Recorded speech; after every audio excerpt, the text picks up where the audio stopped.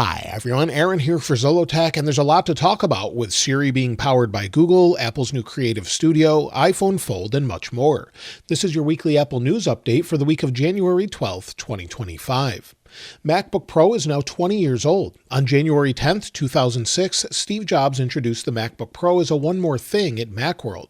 Now we have the MacBook Pro, MacBook Air, and others, and before that we had the PowerBook and iBook. So this has been a change we've had for quite some time, but I can't believe it's 20 years ago. Tim Cook this year earned $74.3 million in 2025, which is slightly lower than last year in 2024. However, it seems Tim Cook could be considering retirement soon. I wouldn't be surprised if we hear about future transitions this year, and John Ternus, of course, has long been considered to probably be the main candidate for the next CEO. But we don't know about this officially until it's announced, but maybe we'll hear something about that within the next few months or maybe later this year. Now, Apple has confirmed that the upcoming Siri 2.0 update, which is expected around iOS 26.4, will be powered by a form of Google's Gemini. Apple announced this yesterday and gave a statement to CNBC and said, after careful evaluation, we determined that Google's technology provides the most capable foundation for Apple foundation models, and we're excited about the innovative new experiences it will unlock for our users. Some people have said that Apple would never use Gemini, but it seems they determined it to be the best for what they were trying to achieve. It still should be a custom model for Apple running on Apple's private cloud compute, and Gemini is quite good. I've used it quite a few times on Samsung devices and Pixels, so this seems like a good move since Apple would have to invest billions to try and catch up. Google also confirmed this the other day, saying that they would be working with Apple and powering the new Siri. You can see this on a post on X where Google said Apple and Google have entered into a multi-year collaboration under which the next generation of Apple Foundation models will be based on Google's Gemini models and cloud technology. These models will help power future Apple Intelligence features, including a more personalized Siri coming this year. After careful evaluation, Apple determined that Google's AI technology provides the most capable foundation for Apple Foundation models and is excited about the new innovative experiences it will unlock for Apple users. Apple Intelligence will continue to run on Apple devices and private cloud compute while maintaining Apple's industry-leading privacy standard. So there's the confirmation that Apple's going to use their models, but again, it's going to be separate from Google running on their own servers. But this is something many people didn't expect, but we should expect it very soon. Today, Apple announced an all-new Creator Studio.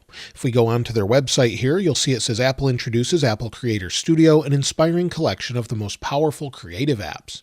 So basically, this is something we saw in iOS 26.2 Beta 1 code, and now it's official. Creative Studio combines Final Cut Pro, Logic Pro, Motion Compressor, Pixelmator Pro, and MainStage, along with Keynote, Pages, Numbers, and Freeform. This brings it into a subscription service for $12.99 per month or $129 per year. It's also a little bit cheaper if you're a student or educator at $2.99 per month or $29 per year.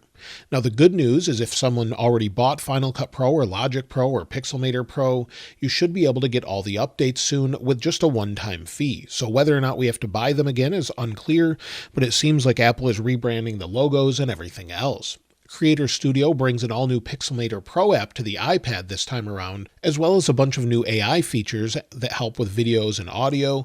And if we scroll down here, you can see more about it. I'll link this in the description below, but basically it's everything from Final Cut Pro to Logic Pro and all of the other updates, and it launches on January 28th, 2026. So lots of information here. I read the whole article, and basically you've got a lot of new features that should help when you're creating quick-form videos and converting them maybe from a widescreen to a vertical video or anything else. So lots of different updates. We should see that later this month though.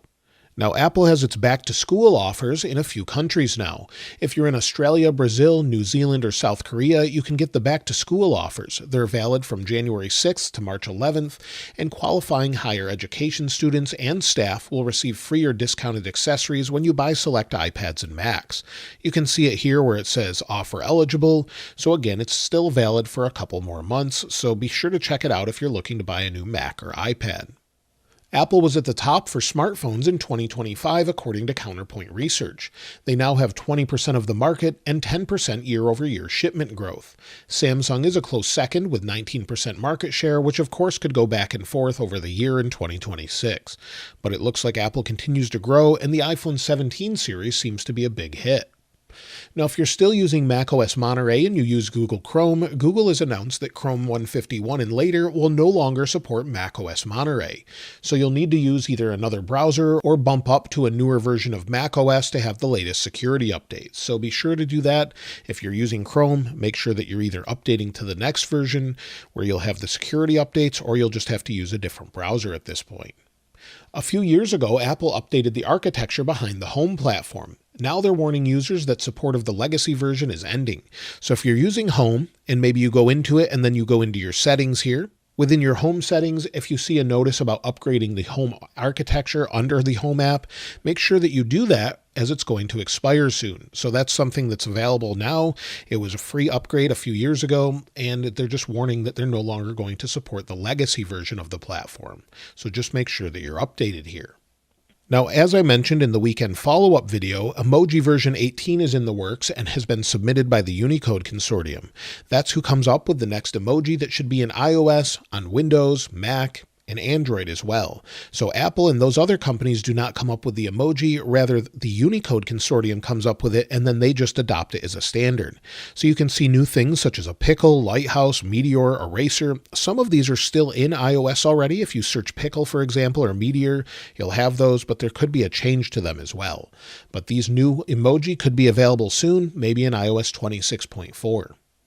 Now, I also mentioned in the weekend follow-up about the adoption rate of iOS 26 versions, and some have said that this has been debunked based on recent information. But based on comments on my videos and also MacRumors analytics, it seems the adoption rate of iOS 26 is far lower than previous years at around 25% or so. The initial report said it was as low as 15 or 16% at this point, but I believe it's a little bit higher than that, but certainly not the 75 to 80% of iOS 18 at the same time last year. Many people are just waiting for stability. Some don't like liquid glass. However, I think it looks pretty good overall. It's better than flat design in my opinion, and I think you'll see more refinement to this in the next few updates. When it comes to app updates, Gmail is now allowing those who have not subscribed to Google's AI Pro to use a few new features for free. So if you're using the Gmail app, you should be able to use the Help Me Write feature along with suggested replies and AI summaries, all which are very helpful features, especially if you have a significantly long email. It can help summarize that if you don't have time to read it just yet and give you an idea if it's important or not. So all of those features are available, and I'm sure we'll see more and more of those roll out to iOS with future updates as well. When it comes to accessory updates, while I don't typically talk about this too much, at CES 2026, OWC launched a 2-meter Thunderbolt 5 cable. I checked it out, and of course it's what you would expect, basically just a cable. However, this longer cable will make for better cable management. So if you're connecting a Thunderbolt display or drive to a Mac and you want to route the cable, it no longer has to be super close to the Mac. So be sure to check that out if you've been looking for it. When it comes to weekly Apple deals, the M5 MacBook Pro is $199 off, MacBook Air starts at $799, and AirPods Pro 3 are on perpetual discount, it seems. Also, the Apple Watch Series 11 seems to be $100 off, and there's discounts on iPads as well. So I'll link all of those in the description if you want to check them out with the latest deals, as they're still going on even past Black Friday and the holidays. So some of them are quite good, so if you've been looking to pick up maybe AirPods Pro 3, be sure to check them out. When it comes to releases this week, well, we recently just had iOS 26.3 Beta 2, and we're expecting iOS 26.2.1 soon. Apple actually released an iOS 18.2.1 last year on January 6th, and now MacRumors has actually confirmed that they show iOS 26.2.1 in their analytics. So we know it's in testing. Now, they've skipped versions before, but based on what we've seen before, we could see it sometime this week or possibly next week. This would help with security updates as well as the initial bugs people are experiencing in iOS 26.2. Also next week, we could see iOS 26.3 Beta 3, and last year iOS 18.3 only had 3 betas and then a release candidate. So based off of that, if they do the same thing, we could see a Beta 3 as soon as next Monday, maybe an RC or iOS 26.3 release candidate on the 26th or 27th, with a public release possibly on February 2nd. Then we'll move on to iOS 26.4 and probably get our first look at the new Siri 2.0 update. So that will be the major change. I'm sure Apple's working on refinements with iOS 26.3, but we should see much more with 26.4. When it comes to iOS 27, of course, we expect to see the first beta of that in June, and it's said to be more of a snow leopard update. So at WWDC 2026, we should see that maybe around June 8th for the first time, of course, releasing to the public in September. But a snow leopard update basically means stability. Apple did this years ago when they released Leopard, and then a year later released Snow Leopard, which added refinement. I'm glad to see Apple maybe doing this with iOS 27, and of course bringing just a few more Apple Intelligence updates, more Siri updates, and possibly the satellite feature for use in apps such as Maps. Also, the Health app is said to be getting a revamp there, where it would be simplified, be a little bit better, and basically just have food tracking, Health Plus videos, and possibly an AI assistant to help you along. So that's what I expect so far as iOS 27, and we really haven't heard much other than that. So we'll have to wait and see if we see more features or if it really will just be a stability update.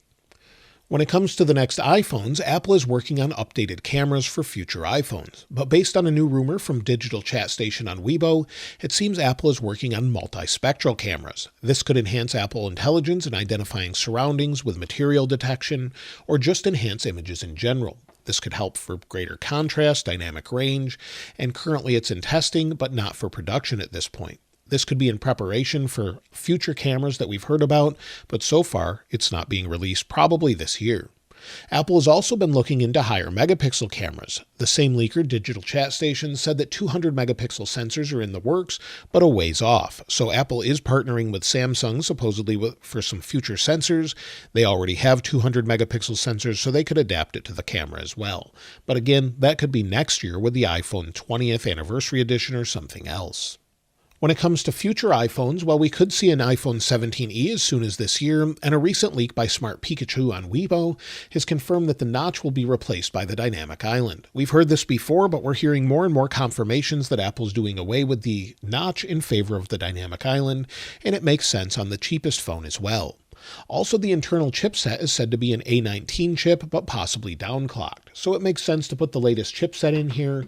Of course, that's where Apple introduced the C1 modem last year. Maybe we'll see the C1X or maybe just the C2 modem. We don't really know at this point, but do expect a 17e maybe in the near future. When it comes to the iPhone Fold, we're hearing more and more about it, and it seems like it could actually have a crease-free display. At CES 2026, Samsung showed off a crease-free display, and they're expected to be the ones providing the display to Apple. So on this Z Fold 7 with the display off, you can definitely see the crease, and Apple has found a way to get rid of this by micro-perforating the overall display. However, they showed this at CES 2026, and Samsung had a completely crease-free display. So hopefully we see more of these in the future, even with future Samsung Folds and future iPhones as well. Also, many people are saying that the new iPhone Fold will be more iPad-like rather than phone-like. So instead of being this vertical sort of candy bar shape, instead it would be more horizontal like the original Pixel. I would welcome that, as I really liked that form factor, and as long as it has software up to par with iPadOS, that would be great to have maybe this sort of form factor or a horizontal sort of form factor instead. But let me know what you think of that in the comments below. Also, Apple is expected to use a new display technology that could roll over to the iPhone Air. According to a new report by The Elect, the upcoming iPhone Fold will use a COE display or color filter on encapsulation. This will make the display not only thinner, but be brighter as well, and this could be carried on to the iPhone Air to make more room for batteries, possibly a second speaker, which is something many people miss, and just a better phone overall. So I would welcome some display changes, even making the iPhone Air thinner, or even keeping the same form factor but making the internals thinner. So we'll have to wait and see if they actually release an iPhone Air this year, as there's conflicting reports that it could be this year or possibly next year with an additional camera as well. When it comes to future MacBooks, we do expect some new MacBooks this year. The first thing we expect is a low-cost MacBook running an A series chip, so maybe an A19 or something along those lines, and then we expect an update to the MacBook Air, bringing it to the M5. However, we also expect an M5 Pro and M5 Max, maybe an M5 Ultra Studio as well, with possibly a redesigned look for the MacBook Pro. We don't know if that will be this year or next year, but it's said to have a touchscreen once they redesign it. So we could have an OLED display, M5 Pro or M5 Max, but that may be pushed off to the M6 series. But either way, I would welcome a touchscreen, as I really like the iPad, but putting that on a Mac makes sense for me for specific reasons, but not everyone would welcome that. But having the option would be great, along with the latest chipsets. So let me know if you're planning to upgrade your MacBook anytime soon, as I'm still using an M1 Ultra to edit most of my footage, and there's really been no reason to upgrade as it's super fast. So if they do come out with an M5 Ultra, it could be something significant, or maybe it won't be worth it at this point, but we'll have to wait and see. So that's everything so far this week. I'm looking forward to the new Creative Studio. I'm curious to see what those upgrades are like with Final Cut Pro, and then of course the new Siri powered by Gemini. Let me know what you think of that in the comments below. If you think it's a good move, if maybe they should have gone with someone else, ChatGPT or Claude, let me know in the comments below. Of course, I'll link this wallpaper in the description like I normally do, and if you haven't subscribed already, please subscribe, and if you enjoyed the video, please give it a like. As always, thanks for watching. This is Aaron. I'll see you next time.